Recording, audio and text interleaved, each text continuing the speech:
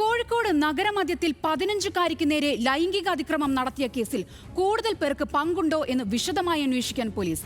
കസ്റ്റഡിയിലുള്ള ബീഹാർ കിഷൻഗഞ്ച് സ്വദേശികളെ ഇന്ന് കോടതിയിൽ ഹാജരാക്കി റിമാൻഡ് ചെയ്തു. സംഭവ സ്ഥലത്തു നിന്നും ലഭിച്ച പ്രതിയുടെ ചെരുപ്പും CCTV ദൃശ്യങ്ങളുമാണ് മണിക്കൂറുകൾക്കുള്ളിൽ പ്രതികളിലേക്ക് എത്താൻ പോലീസിനെ സഹായിച്ചത്.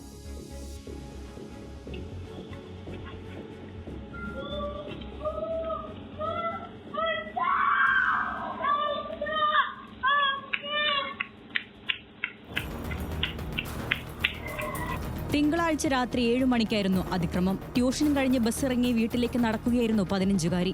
പെൺകുട്ടിയെ പിന്തുടർന്ന പ്രതികളിൽ ഒരാൾ കുട്ടിയുടെ വായ് പൊത്തി, മറ്റൊരാൾ വലിച്ചിഴയ്ക്കാനും ശ്രമിച്ചു. എന്നാൽ ധൈര്യം സംഭരിച്ച പെൺകുട്ടി ബഹളം വെച്ച് കുതിരയോട് രക്ഷപ്പെടുകയായിരുന്നു. പ്രതികളിലേക്ക് എത്താൻ 60-ലധികം CCTVകൾ പോലീസ് ശേഖരിച്ചു.